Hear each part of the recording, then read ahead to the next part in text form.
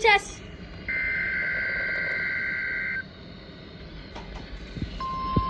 It's gonna go on. Yep.